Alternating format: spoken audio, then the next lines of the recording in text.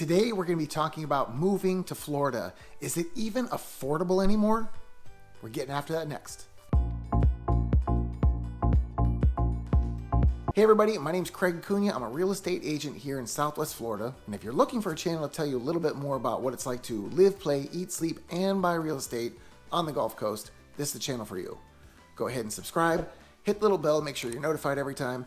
And like I've been saying lately, you can start your searches at our nextfloridahome.com. That'll get you direct access to the MLS so you can start finding out if these homes are affordable for you. I'm getting calls from people all the time, and if you've got a specific question that you need answered, you've got to call, text, or email because I've got your back when moving to the Gulf Coast. Okay, so we are going to talk about affordability, but as you may notice, things look a little different today, don't they? I'm patching together some of the information that I had from last week and putting it with this week and meshing it all together because it's been a crazy week. Here I am recording on a Friday, trying to get this thing edited and out to you so that you have some good stuff to sit down and listen to over the weekend. We are going to be talking about affordability, mostly of homes. So if you're interested about knowing a little bit about what something costs in a certain city, different types of homes, I've got some videos and pictures to share with you, but this is where we're just going to break down the housing market and give you that information so you know what to expect when you come into town. I will say that I did have an opportunity to jump into some areas and neighborhoods that I haven't been spending much time in, so it's been kind of eye-opening. One of the places that I was visiting was Port Charlotte. There's been a lot of people asking about Port Charlotte, and what I found there is there's a lot of disparity of certain things, such as age of home, condition of home, opportunities to be in certain settings, and the prices, believe it or not, are not that far off of what you would find in some of the nearby cities. Now, I did look just now on a search for the entire Charlotte County, so that's going to encompass Punta Gorda, Port Charlotte, Northport, Englewood, drop down into Rotunda, so it's picking up all those areas. A little bit of Venice might be thrown in there too. All those areas, there's only 363 listings even available. That's at every price point. There's nothing under $200,000. And this is for a single family home. It's a 3-bed, 2-bath. So if you're looking for a smaller home or a condo, you might still be able to find them in that price range, but odds are you're not going to. So the two price ranges that were most active with 105 listings in the 300 to 400,000 price range, and then it went from 500 to 800. There were 96. So these were the top two price ranges with the numbers of listing. Anyway, these neighborhoods that you're going to go into, they're starting doing some water sewer change-outs in these areas, but from what I've been able to gather so far, there aren't any assessments being attached to the properties. I'm going to dig into that further to make sure that that's the case. But you have to be careful in these neighborhoods. This is where drivability makes the most sense. And Scott's another one. Scott, thanks again for coming and visiting me. Scott's a pilot, an international pilot, and he took his time to get down here and look for a property because he knew we wanted Gulf access. I sent him out to look at about a half a dozen homes. He did that and he came back to me with 2. That's right. That's why the drive's so important. Scott will tell you. And I had Alex and Terry, they came into town, they did the same thing. They picked one house to go look at. So the driving is ultra important. And I'm going to tell you why. I'm going to show you why. Some of these neighborhoods you're going to drive into, you may not want to live here. And you're not going to know it until you drive in it. The condition of some of these homes is going to be really off the charts because the ages. These homes are from the 1950s in many cases. If you're in the 1970s, that's considered young in some of these neighborhoods. So you really have to think about, is that what I want to get into, or am I looking for new construction? You can still get new construction in this area, but you're going to have to go to neighborhoods that are kind of further off the beaten path. They're not going to be right there off of US 41 in some of the nicest neighborhoods. That is going to cost more money. The nice neighborhoods close to all the things is going to be expensive. But that's just a little glimpse of Port Charlotte. I had this opportunity because, again, of Scott and getting up there to look at these Gulf access properties. Punta Gorda being part of Charlotte, it's a little more expensive, and I'm going to have to say a lot more expensive. Punta Gorda is now starting to rival Cape Coral. In fact, they were, in the last quarter of 2021, they were the top city in price gains in the nation at over 15%. That's huge. Punta Gorda was never intended to be a big city. Well, it's getting there. I just received a call not more than 15 minutes ago, and I was kind of told that they were shocked about how busy things are here right now. Punta Gorda especially, it's supposed to be a small town, but he said it was so difficult driving around. But then I reminded him, they had a boat show today, because when I was driving over the bridge, I saw the boats, I saw the crowd, I saw the traffic. So that is going to affect it. They do a lot of farmers markets and kind of boat shows and things like that there, so it can get busy.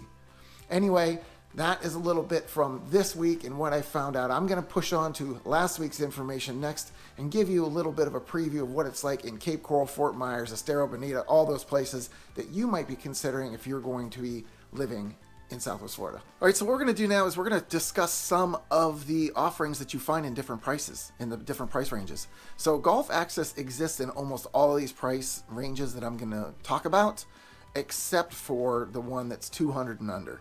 I couldn't find anything that was golf access as far as single family homes. Now, when I was doing the search, I tried to keep it as median as possible, being 3-bedroom, 2-bath. I think I might have thrown some 4-bedroom in there as well. But we're going to go in different price ranges. I'm going to show you a little bit about where you can expect to buy this and what they look like and the kinds of conditions you can expect in some cases. It's not across the board. This is just what was in front of me today when I was looking this up. So we're going to go ahead and start with under 200,000 and what you can expect. There were only about 19 of them to be found to begin with, and this is in all of Southwest Florida. When I say Southwest Florida, my MLS for this particular study was done in Lee, Collier, and Hendry counties. So in those counties, 19 offerings under 200,000 for single family home. Not a lot. Can you say competitive? Problem is with this particular area or this price range is the quality of the homes is really not that great, or the neighborhood might not be that great. That's why part of our process, what is it? Yeah, drive the neighborhoods. Make sure you see what you need to see. If you don't do this step, I'm telling you, I've had clients that were not happy if they didn't do it. I've heard of clients crying about trying to get out of a contract because they didn't like the area. Make sure you're doing the drives, especially if you're fishing around for deals in this price range. As we go up in price range, it won't be as problematic, but it can certainly still exist. So make sure you do that step so that you're not disappointed later. Down the $200,000 to $300,000 range, we got up to about 130 offerings in those same counties. The homes were going to be a little bit nicer in some regards. Very few pools, if any, because again, that's a premium that goes on these homes. Check out again the neighborhoods, the cities. Fort Myers, I'm noticing, is one of the areas that has the least amount of offerings. And it could be that a lot of people want to be central to the area. Fort Myers is the center of our Southwest Florida, and it's a place that a lot of people work. So being there has easy access to the interstate, easy access to 41, US 41. That's the road that basically runs from Miami to Tampa and beyond. So it takes you a long way, and it's central. A lot of businesses that you can work out there, but the offerings for housing is not going to be plentiful in this particular price range. So in the $300,000 to $400,000 range, things are opening up a little bit. We're seeing 265 offerings, and we're starting to see more pools. We're starting to see some remodeled homes too. So if you're a person that really likes that new feel, but you don't have new money, you might want to consider a home that's been remodeled. They're a little harder to find because we don't have a little button to click to say remodeled. You have to go through all the pictures, go through all the listings, and check them out in your portal that we're going to set up for you. Anyway, in this price range, you can also expect to start seeing more pools. You're going to see some nicer areas, possibly some communities, some gated communities, obviously some not gated. Cape Coral, once again, does not have a lot of gated communities. There are a couple. Fort Myers is predominantly communities, but if you look to the west side towards the river, you're going to find that there are more subdivisions there as opposed to actual gated communities. And as you go down to Naples, obviously they've got a mix as well. However, there are a lot of gated communities there to consider. You won't see them, as many of them in this price range for Naples, but as we continue to go up in price, they're going to start to pop up more and more. Now, in the $400,000 to $500,000 price range, we see 218 options here. So again, the number's going back down from that middle price. That 3 to 4 was probably the highest number of offerings, and it's the one that's going to be very, very busy. A lot of people in that number. But when you get to the 4 to 5, Again, 218 offerings. This is when Naples starts to really show more of their numbers. What you have to be careful of is the home that you're seeing in Naples for $400,000 to $500,000 is kind of like the one you would have seen in the $200,000 to $300,000 in Cape Coral. There's a big difference. Those homes are going to be older, they're going to be smaller, they're going to need repair, they're going to be in neighborhoods you may not want to be in. So you got to do your homework here. You have to, again, drive around, make sure you like the areas, and if Naples is where you really want to be, yes, you can get into the area. Definitely in the 4 to 5 range, sometimes in the 3 to 4 range. If you're between 2 and 3, you might want to look for a condo because I don't know if you're going to get much else. Also, proximity to the things you might be there for. A lot of people want to be in Naples to also be close to beaches and things like that. Unfortunately, these prices are going to push you east, usually east of 75. So if that's not what you want, you might need to go back north to get closer to the coastline. Now, the 500 plus, I just clumped this together because we could do this all afternoon, and we're not going to do that. But 763 options over 500,000. 285 of those are $1 million and over. So you can see there's still quite a few. If you're somebody looking for $1 million home, we've got plenty of those, and those are scattered all up and down. You'll even find yourself out on the beaches if that's what you want. So Fort Myers Beach then opens up for you. Sanibel, Captiva, they all open up for you. But that is what we're working with. This is what you can expect when you're getting into these different price ranges. And if you want to start a search for yourself that's really specific, once again, you can go to my website, ournextfloridahome.com, or go ahead and email me, text me, call me, whatever you want. We'll set up the portal directly in the MLS, and you'll get regular updates that fit your exact needs so that when you're ready to buy, you'll have a list pre-made with exactly what you want in your new Florida home.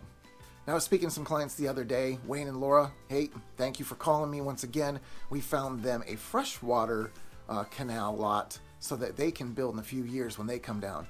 And one of the benefits of some of these canal lots, especially when you're getting into freshwater, it's unique the way that they did this, but when they're digging out these canals, because a lot of these are dug out, they actually made it as a artificial fence almost. So it locks the community in. There might be 1 or 2 roads in and out of the neighborhood, but you're surrounded kind of like a moat around a castle. But that was one of the things that really attracted them to it. It gave them that sense of security for their family, allowed them to have a view in the back, and even, fish and boat and things like that if they want to. But they're setting up their future and getting their waterfront lot now so that they can build in the future when they're ready to retire. One of the things a lot of people ask about coming to Florida is the jobs. Are there jobs? Am I going to be able to work? How much can I make? The how much you can make is going to be very variable based upon what industry you're in, because we are a high level of service industry in this area. And with that said, we're starting to see more businesses come in. With that, commercial's increasing. Commercial is just about as busy as what the residential is. So when you see a large amount of commercial going on in a neighborhood, that's a great indicator for the strength of that community and continuing to grow. So if anybody has questions about where we're going and what we're doing as far as growth, hey, sky's the limit right now. There doesn't seem to be a stopping point for us. One of the reasons for that is we're still free here in Florida. I talk to people all the time from around the country, and we literally have that same conversation almost every time, that we in Florida don't know what it's like in most of the country. We have no clue because we're kind of in our own little bubble down here. Things are great for us. Kids are in school without the masks. You're not forced into doing anything you don't want to do. In most cases, there's some industries that aren't going to have that option anymore, but we fight for those things that are most important to us, and that also includes these businesses and the jobs to keep everybody here working. And if you're a small business owner and you want to keep your business running and it's something that can work in Florida, bring it down here, man. We're looking for all that stuff, and you can find plenty of people to do the work for you. Now, this one's a little disappointing for us, but there's a high-speed train that they're putting in, and it's going to connect from Tampa to Orlando and South Florida to Orlando, but not Southwest Florida. We're not in the plans yet. So that terrible 2.5, 3 hour drive to get there, and hopefully you can cut through the state and avoid I-4, because that is just treacherous. Anyway, it's not coming for us yet, but this train was talked about the other day, and they are going to help get the traffic alleviated from the bigger cities going between one another. So if you're somebody considering one of these bigger cities, that could be a mode of travel. You could then stay further outside of the city and maybe not pay such high prices being in the city, but still be able to get in and out quickly. All right, everybody, so that's a little bit more about moving to Florida, and is it really affordable or not? I don't know. You have to decide that. I'll be more than happy to get you connected with all the different searches you need to make that decision. But if you want more information about the area and living here, check out one of these other videos. And if you've got a question that you need an answer to, you've got to call, text, or email, because I've got your back when moving to the Gulf Coast.